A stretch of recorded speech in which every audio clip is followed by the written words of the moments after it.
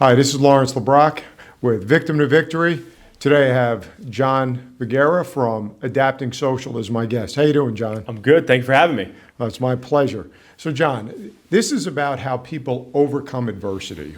So we call it Victim to Victory, showing that somebody was victimized, Yeah. came from a tough background, Right. overcame some issues throughout their career, and how they've overcome and achieved great success. Yeah. And you're one of those success stories. Yeah. So let's take it from the beginning. Tell me a little bit about yourself, how you grew up, and some of the struggles you had as a young man or boy in becoming entrepreneur that you're now, and it's how successful you are. Thank you. Thank you, Lawrence, for having me, first off. Oh, I'm- Secondly, so I think one of the things that I think you could probably agree with knowing your story, which I want to ask you some questions about later, is I looked at myself as the why me mindset back then.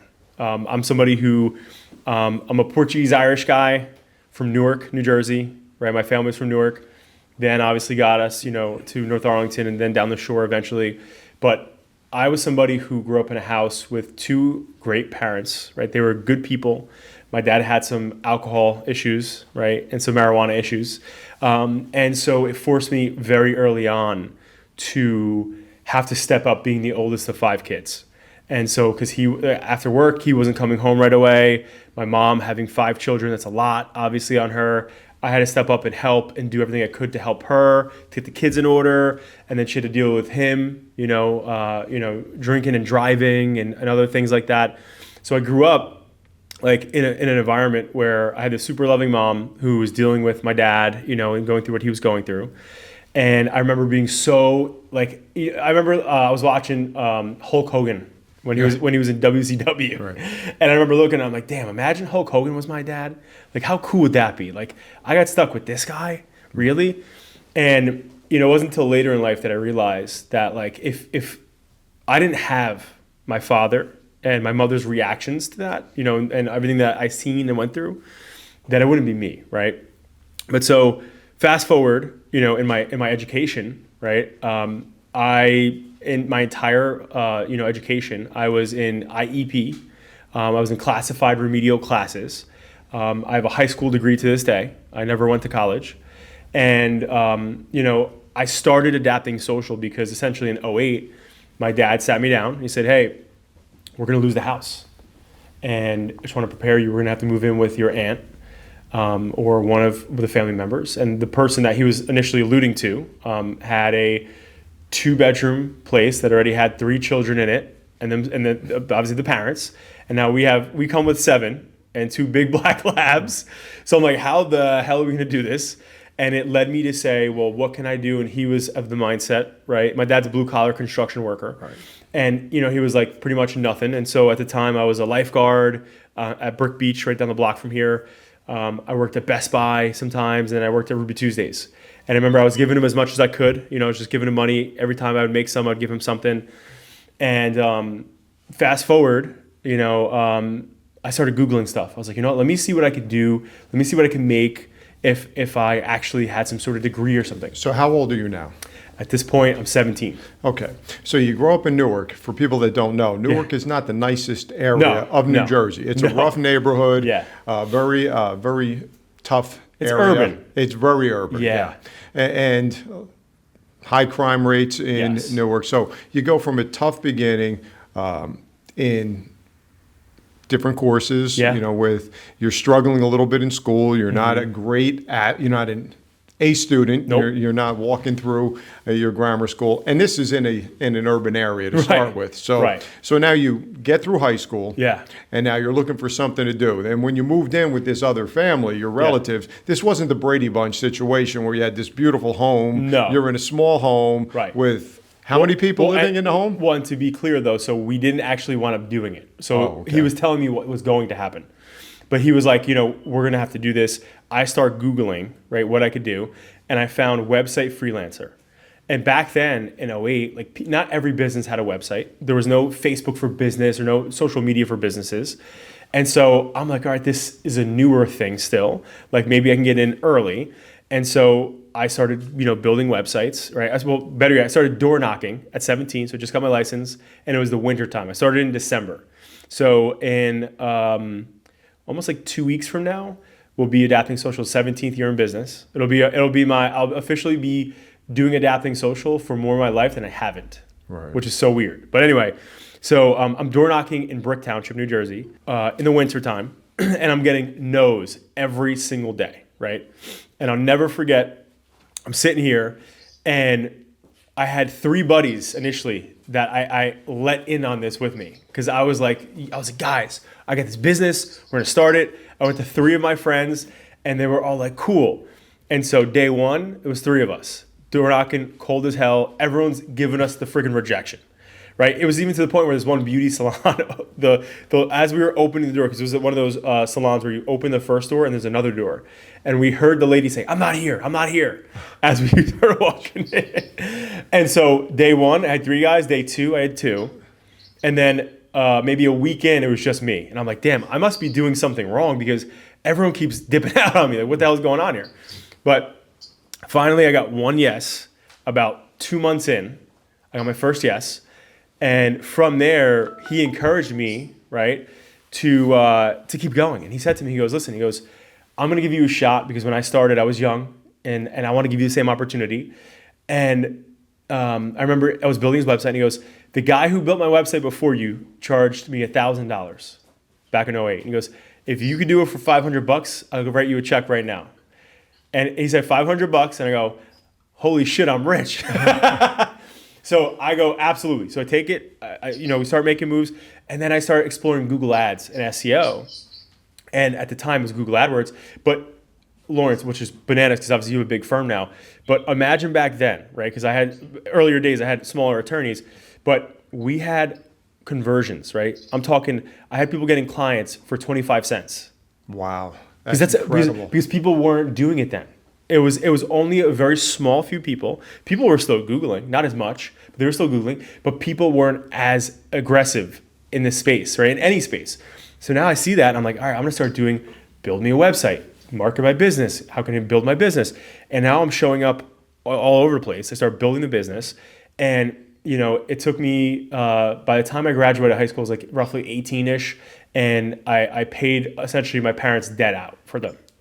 At 18. At 18. That's incredible. So they had no negative balance, and they were in positive standing, and we didn't have to move, right? Because as I was making money in, I was directly, and at the time, because I wanted to make sure, I was making sure that the payment was going to the statements, right? Just to make sure, because again, my dad at the time, and still to this day, could have been was drinking, correct. Could have been using the money right. for other things. Correct. So essentially, he was, I was making sure that I was getting paid, and we took care of the negative debt situation, right?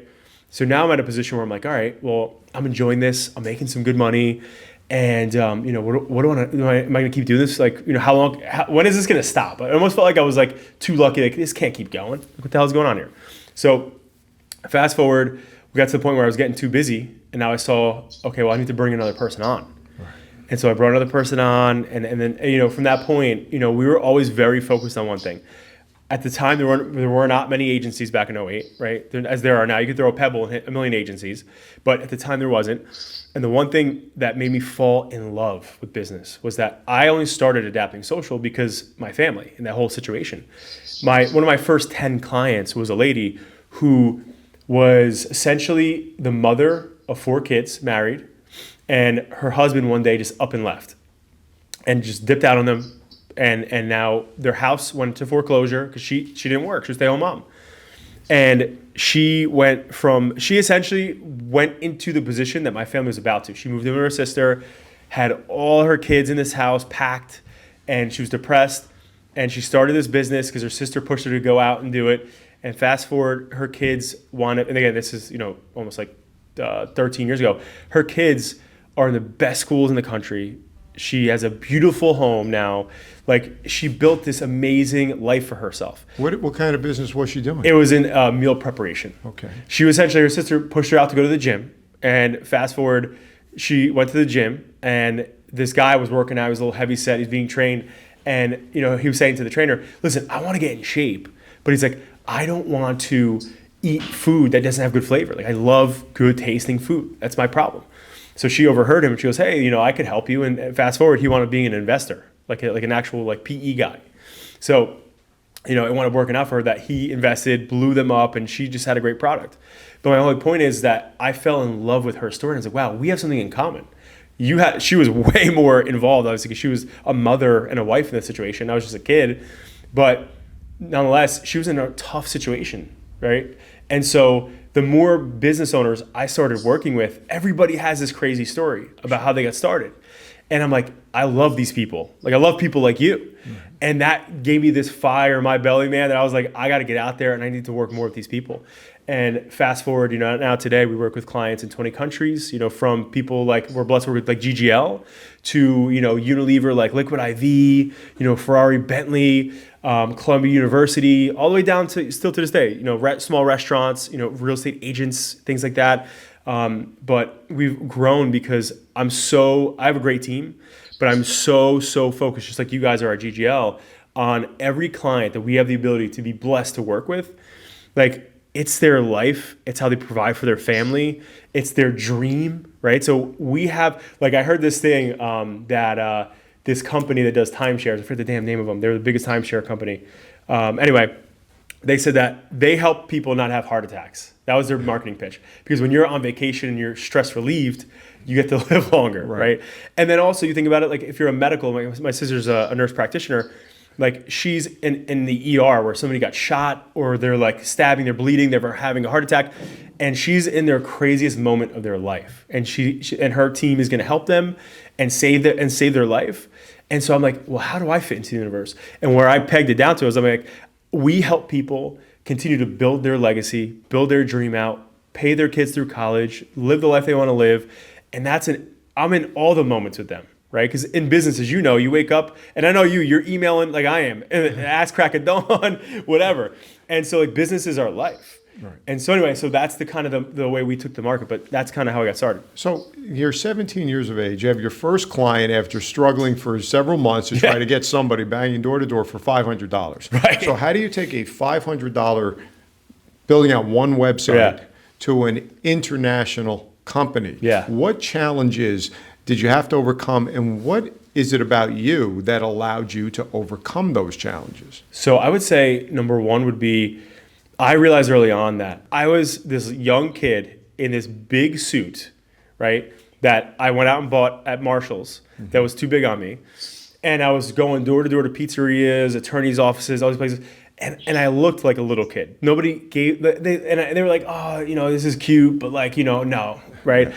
But I think the thing that I had to realize early that I'm grateful for is that I was foolish enough and hungry enough to be rejected all these times and have the perception from these business owners that like, this guy's not serious, he's too young, right? But I didn't let that impact me, right? So I said to myself, I can either believe, like my saying here, my core team and my executive team knows I don't believe in reality to an extent. Because realistically and logically, me going to doors of business owners at 17, looking like this kid swimming in a suit, like, why would they give me money? Sure. This is their hard-earned money. Why would they even give me an opportunity? And so I had this thing come over me where I was like, I know that the way that I think this should work isn't going to be how it's actually going to work. Like, I found this quote that's on my wall over there. It's my life quote, which is live a few years of your life like most people won't, so you can live the rest of your life like most people can't. And I had that plastered on my wall, my bedroom, my parents' house, my bathroom. And so every time I was getting rejected, I'm like, this is supposed to happen. I'm supposed to get no.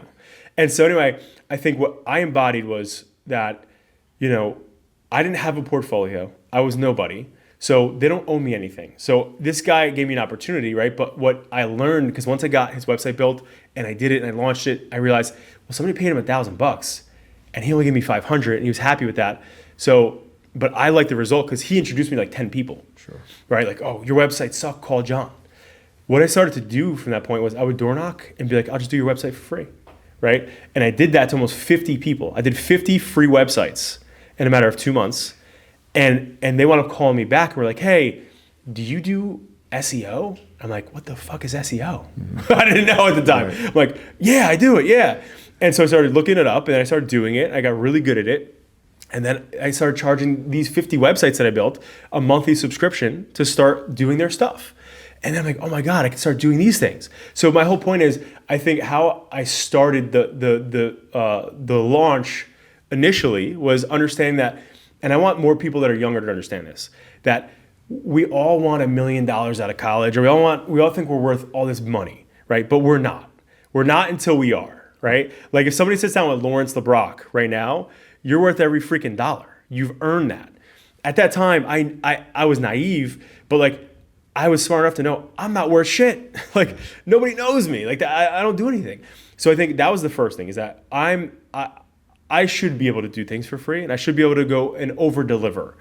Then the second part of it was, how can I provide something that's not in the market?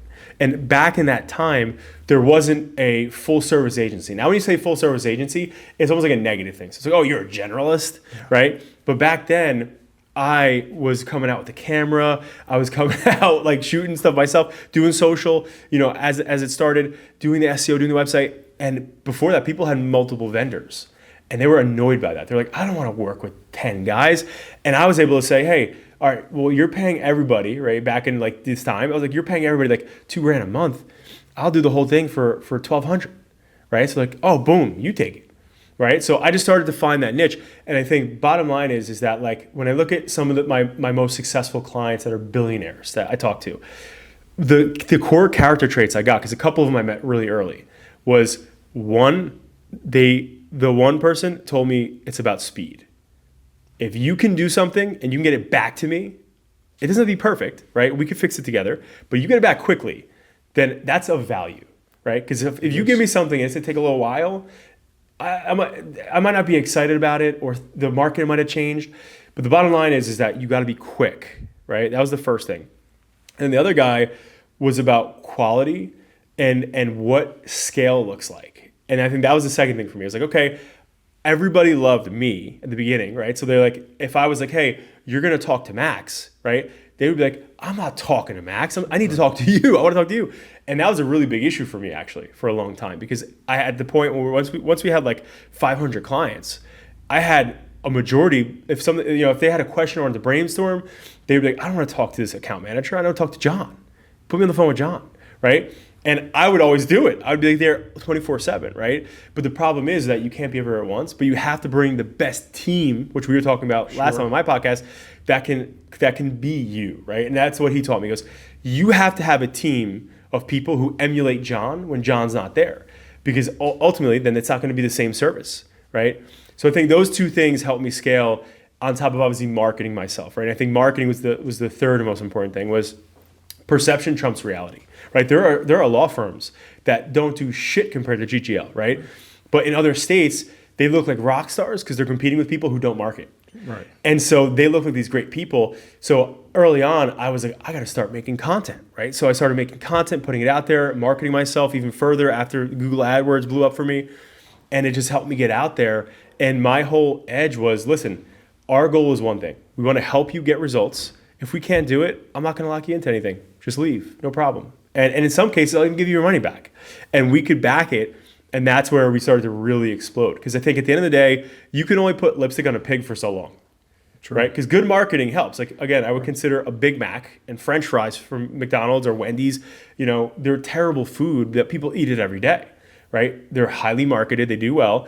But at the end of the day, it's like good marketing could only go so far, especially for a service business, not product, like you and I do. Right. At the end of the day, you could be the best company in the world, right, but if nobody knows about you, you don't have any clients. Right. But then once you market and people know about you, you have to produce. You have to 100%. Give a great product. Yes. And if you don't, everybody's going to find out about that. Right, exactly. Yes. So it's really important. So as a person, as an individual, as an entrepreneur and business owner, what is the characteristic or quality that you have that you think made you successful over others?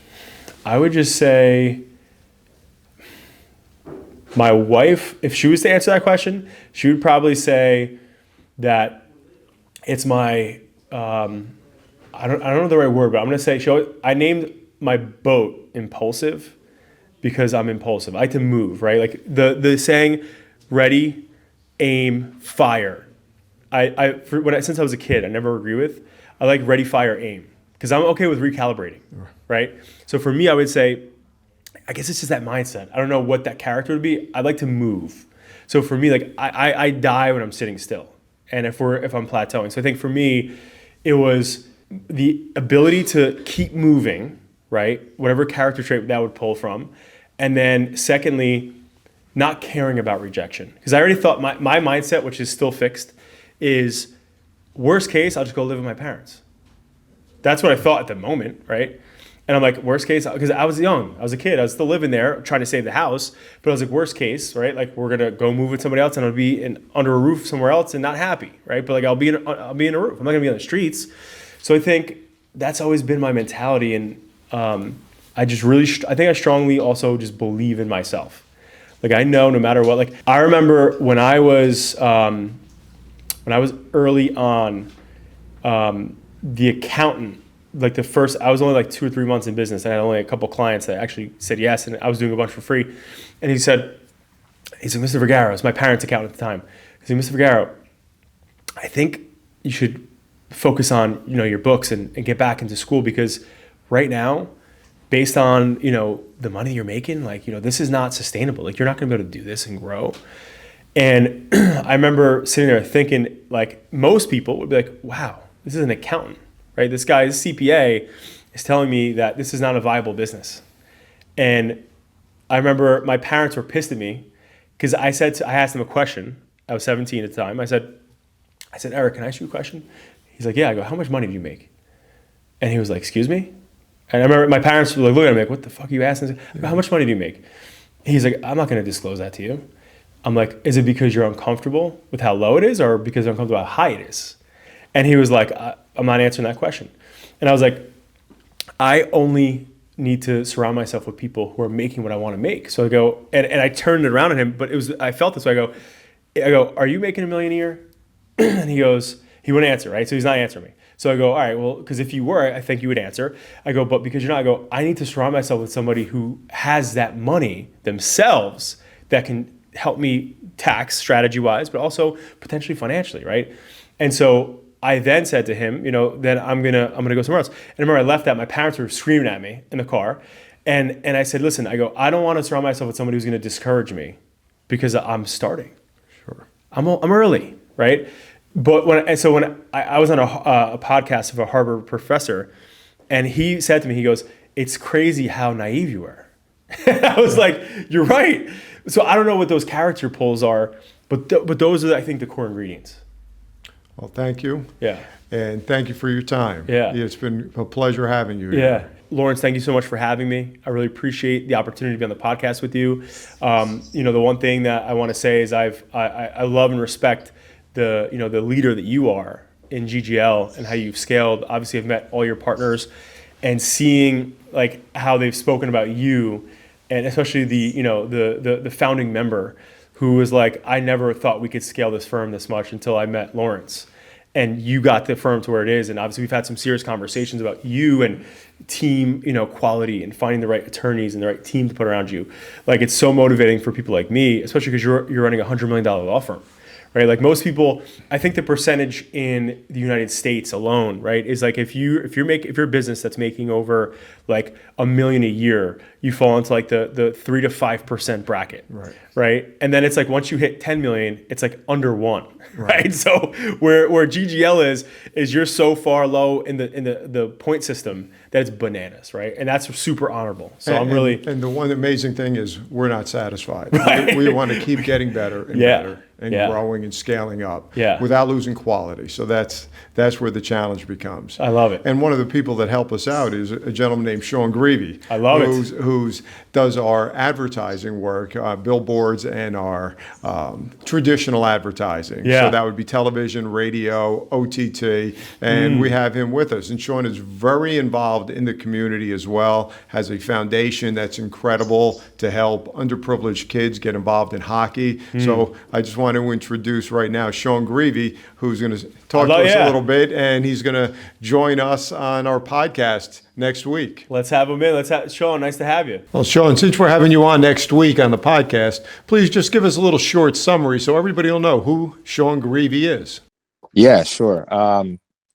So I am the founder and CEO of 43 Oak. We are also an advertising agency, but very different from what John does, which is why we work so well in tandem on a lot of accounts. But I'm a media buyer and planner.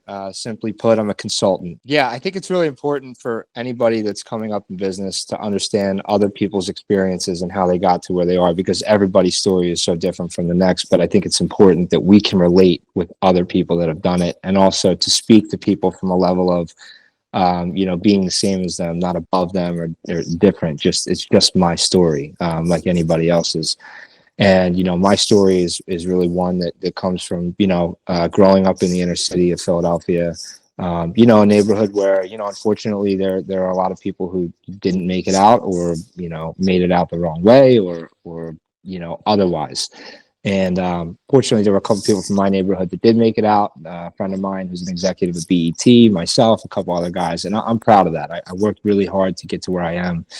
Growing up, I was fortunate enough as a hockey player to see what the other side of the tracks looked like. Even though I would go home to the inner city, I would get to see a different lifestyle, and I envisioned that for myself as a little kid. And I promised myself that one day, I'd be in a position where not only myself, but my mother, my father, my sister, and my family, we would not live like that. And I think that was a big driver for me, the majority of my life, getting to where I am. We'll get into it when I talk, but, I was homeless. I lived in the projects. I've been up, I've been down. I've paralyzed my face at one point, couldn't work, and just faced a lot of adversity and people who just told me that I couldn't. And I just kept, and I'll just keep. Right, I'll just keep doing it, and that's kind of my mantra. And now I have a little girl that's 4 years old that is my new motivating factor, and that's a whole new driver for me. And that's the great thing about life. We continue to evolve and have new things that will push us to be great and do great things. And so I feel that my story is no different than anybody else's in the sense of triumph from tough times. But I think there's uniqueness to it, like anybody's, and I'm really excited to sit down with you, Lawrence, and talk it through and tell you about, where I come from. I can't wait to have you next week, Sean. Thank you. Awesome. Thanks, guys.